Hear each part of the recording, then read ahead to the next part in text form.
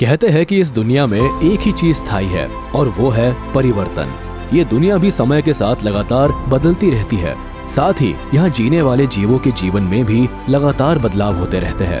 आज से करोड़ों साल पहले इस धरती पर विशालकाय डायनासोर्स का राज था, मगर आज हम इंसानों ने इस धरती पर कब्जा जमा रखा है। कल हो सकता है इस धरती पर जीवन कोई और मोड़ ले ले। तापमान के लिहाज से भी धरती का मौसम कभी एक सा नहीं रहा। ये धरती कभी आग के शोलों की तरह तपी है तो कभी पूरी धरती बर्फ से ढकी रही है। धरती का एक हिस्सा जिसे हम भारत कहते हैं, ये भी इन बदलावों से अछूता नहीं रहा। आज के इस वीडियो में हम बात करेंगे कि आइस एज के वक्त इंडियन सबकॉन्टिनेंट कैसा था और यहाँ किस तरह के जीव निवास करते थे। ये वीडियो बहुत मजेदार होने वाला है, इसलिए इसे छोड़कर कहीं जाइएगा नहीं। Formation of Indian subcontinent. आज से करोड़ों साल पहले धरती दो हिस्सों में बटी हुई थी। इन दोनों हिस्सों को सुपर कॉन्टिनेंट्स कहा जाता है। इन सुपर कॉन्टिनेंट्स में से एक का नाम था गोंडवाना और दूसरे का नाम था लॉरेशिया। गोंडवाना में उस समय south America, Africa, Antarctica, Australia और इंडिया के हिस्से आते थे और वहीं लॉरेशिया में नॉर्थ अमेरिका, यूरोप और एशिया के हिस्से आते थे। मगर जैसे जैसे समय बदलता रहा, धरती के नीचे टेक्टोनिक प्लेट्स के मूवमेंट्स की वजह से ये सुपर कॉन्टिनेंट्स भी अपनी जगह बदलते रहे और अलग अलग टुकड़ों में बंटते रहे। इस प्रोसेस में इंडियन सबकॉन्टिनेंट का हिस्सा गोंडवाना से अलग होकर लॉरेशिया के एशिया वाले टुकड़े से मिलने लगा। अफ्रीका और यूरोप एशिया के बीच में इस समय एक सागर था जिसका नाम था टेथिस ओशन। इंडियन सबकॉन्टिनेंट के एशिया से टकराने की वजह से वहां सागर की जगह एक विशालकाय पर्वत श्रृंखला निर्मित हो गई, जिसे हम वैभवशाली हिमालय के नाम से जानते हैं। और इस तरह इंडियन सबकॉन्टिनेंट या कहे भारत का नया रूप अस्तित्व में आया। अब इससे पहले कि हम जाने आइस एज के वक्त इंडियन सबकॉन्टिनेंट के हालात क्या थे, हम पहले ये समझने की कोशिश करते हैं कि आखिर आइस एज या कहे हिमयुग आखिर है क्या। आइस एज हिमयुग उस समय को कहा जाता है जब पूरी धरती पर चारों तरफ बर्फ की मोटी मोटी चादर बिछ जाती है। पूरी धरती इतनी ठंडी हो जाती है कि यहाँ बर्फ की करीब 4 से 5 किलोमीटर ऊंची परत चढ़ जाती है। वैज्ञानिकों का मानना है कि आइस एज समय समय पर आते रहते हैं और हजारों लाखों सालों तक बने रहते हैं। पहले भी कई बार धरती आइस एज का सामना कर चुकी है और भविष्य में भी करती रहेगी। मगर अब सवाल उठता है कि आखिर ऐसा क्यों होता है? धरती पर इस कदर ठंड क्यों बढ़ जाती है? दरअसल धरती को गर्म रखने का जिम्मा सूरज का होता है। अगर धरती पर सूरज की रोशनी पर्याप्त मात्रा में ना पहुंचे तो धरती पर ठंड बढ़ने लगती है और बर्फ जमने लगती है। धरती सूरज के चारों ओर एक अंडाकार रास्ते पर घूमती है और ये रास्ता समय के साथ बदलता रहता है और साथ ही धरती का सूरज के साथ एंगल भी बदलता है। ऐसे में एक ऐसा वक्त आता है जब धरती सूरज से ऐसे एंगल पर होती है कि पूरी धरती पर ही सूरज की रोशनी नहीं पहुंच पाती। यानी इस दौरान धरती पर हिमयुग का आगमन होता है। चारों तरफ भयानक ठंड और बस बर्फ। इस दौरान धरती पर जीवों के लिए सरवाइव करना मुश्किल हो जाता है और कई सारी स्पीशीज बर्फ में विलीन हो जाती है। Effect of ice age on Indian subcontinent. वैज्ञानिक मतों के मुताबिक पिछले आइस एज में इंडियन सबकॉन्टिनेंट का हिस्सा बर्फ से नहीं ढका था, क्योंकि यहाँ का वातावरण धरती के बाकी हिस्सों के मुकाबले ज्यादा गर्म था। हाँ, हिमालय की चोटियाँ जरूर बर्फ से ढकी हुई थी। हालांकि इंडियन सबकॉन्टिनेंट भले बर्फ से ना ढका हो, मगर उस दौर में यहाँ भयानक बारिश हुआ करती थी। चारों तरफ बस पानी का भयानक बहाव होता है। उस दौर ने वाकई बहुत हद तक आज के भारत के क्लाइमेट को अफेक्ट किया। उस समय भारत में जीवों की कई सारी स्पीशीज रहा करती थी, जिनमें से कुछ वक्त के साथ विलुप्त हो गई और कुछ इवॉल्व होती रही। यानी आज के जीवों के पूर्वजों ने आइस एज के उस दौर को जिया है। आइए अब जरा जीवों की उन स्पेशल स्पीशीज पर नजर डालते हैं। Asian straight tusked elephant. इनका साइंटिफिक नेम है पैलियोलॉक्सोडॉन नमैटिकस।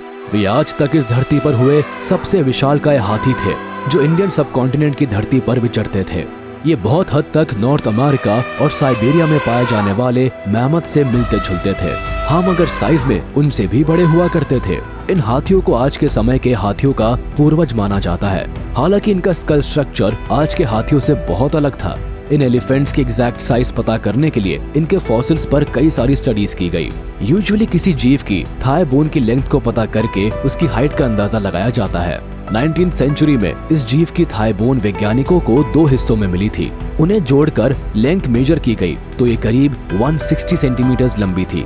उसके बाद कई वॉल्यूमेट्रिक एनालिसिस करने पर इनकी एस्टिमेट साइज का पता लगाया गया। आप यकीन नहीं करेंगे, ये करीब 17 फीट के आसपास लंबे हुआ करते थे और इनका वजन होता था करीब 22,000 किलोग्राम। अब आप कल्पना कर सकते हैं कि ये कितने विशालकाय हुआ करते थे। उस समय इंडिया में इन हाथियों के अलावा भी हाथियों की बहुत सी स्पीशीज हुआ करती थी, जैसे कि स्टेगोडॉन। ये हाथी भी बड़े विचित्र हुआ करते थे। इनकी साइज की बात करें तो ये करीब 4 मीटर यानी कि लगभग 13 फीट ऊंचे हुआ करते थे। इनके बाहर वाले दांत भी करीब 3 मीटर यानी लगभग 10 फीट लंबे हुआ करते थे। इनके दांतों की एक खासियत और थी कि ये बढ़ते बढ़ते एक दूसरे के इतने करीब हो जाते थे कि इनके बीच सूंड की जगह ही नहीं बचती थी। इसी वजह से इन हाथियों को अपनी सूंड को दोनों दांतों की किसी एक तरफ रखना पड़ता था। इसलिए इन्हें साइडवेज ट्रंक एलिफेंट भी कहा जाता है। माना जाता है कि ये जीव भी आज के हाथियों की तरह अच्छे तैराक हुआ करते थे। ये जीव ज्यादातर झुंड में रहते थे और अलग किसी छोटे टापू पर अपना बसेरा बनाते थे।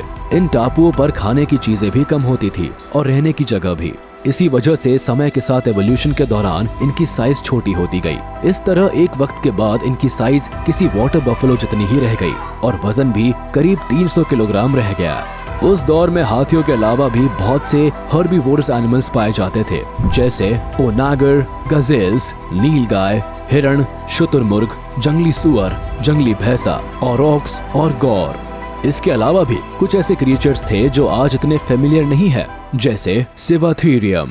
ये जिराफ की सबसे पुरानी प्रजातियों में से एक है जो आइस एज के वक्त इंडिया में पाई जाती थी। हालांकि उस समय इनका आकार आज के समय के जिराफ जितना बड़ा नहीं था। ये कनाडा में पाए जाने वाले एक जीव मूस की साइज के बराबर होते थे और कुछ कुछ युकापी की तरह दिखाई देते थे। इनकी हाइट करीब 7 फीट के आसपास होती थी और वजन होता था करीब 400 से 500 किलोग्राम के आसपास। इनके सिर पर भी किसी 12 सींगा की तरह सींग होते थे, जिन्हें ऑसिकॉन कहा जाता है। सिर के अलावा आंखों के ऊपर भी ऑसिकॉन्स का एक पेयर हुआ करता था। इसके कंधे बहुत मजबूत हुआ करते थे क्योंकि इन्हें पावरफुल नेक मसल्स का भार उठाना पड़ता था, जिनके ऊपर वजनदार ऑसिकॉन होते थे। इसके अलावा इंडियन राइनोज और हिप्पो के भी पूर्वज उस वक्त भारत में हुआ करते थे। हिप्पो के पूर्वजों के मुंह में दांत भी होते थे, हालांकि आज के हिप्पो के मुंह में दांत नहीं पाए जाते। हर्बीवोरस एनिमल्स के अलावा बहुत से कार्निवोरस एनिमल्स भी उस समय भारत की धरती पर आबाद थे। मैगिंटेरियन, ये जीव कैट फैमिली का एक बहुत पुराना प्रेडेटर माना जाता है। इनके बॉडी पैटर्न बहुत हद तक किसी लेपर्ड या जैगुआर से मिलते जुलते थे।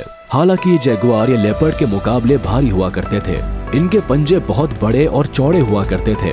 साथ ही पैर किसी शेर के पैरों की तरह गठीले और मजबूत होते थे। इनकी गर्दन की मसल्स बहुत पावरफुल हुआ करती थी। इनका बाइट फोर्स भी आज के समय के लेपर्ड से बहुत ज्यादा हुआ करता था। इनके ऊपर के कैनाइन टीथ बहुत बड़े, नुकीले और लंबे हुआ करते थे, जो हमेशा इनके जबड़े से बाहर ही रहते थे। अगर इनके वजन की बात करें तो ये करीब 100 से 150 किलोग्राम के बीच हुआ करते थे। हालांकि भारत में उस समय इससे भी बड़े और भयानक प्रेडेटर्स पाए जाते थे।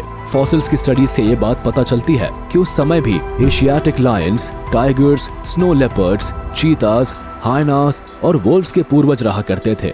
इन्हीं में से एक थे चीता के पूर्वज, जायंट चीता। माना जाता है कि इनकी शारीरिक बनावट आज के चीता से लगभग सेम ही होती थी, मगर ये साइज में आज के चीता से बड़े हुआ करते थे। अगर इनके वजन की बात करें तो ये करीब 120 से 150 किलो के बीच होते थे, यानी आज के समय की अफ्रीकन लायनेस के बराबर। माना जाता है कि भारी और बड़ा शरीर होने के बावजूद भी ये आज के समय में चीता से भी तेज दौड़ सकते थे और अपने से भी बड़े साइज के शिकार को धराशायी कर सकते हैं। इनके पैर, फेफड़े और दिल आज के चीता से बड़े होते थे और इसलिए ये उनसे तेज भी दौड़ पाते थे। इसके अलावा प्राइमेट्स की भी बहुत सी स्पीशीज पाई जाती थी, जो थोड़े बहुत अंतर के अलावा लगभग ऐसी ही हुआ करती थी जैसे आज के प्राइमेट्स होते हैं।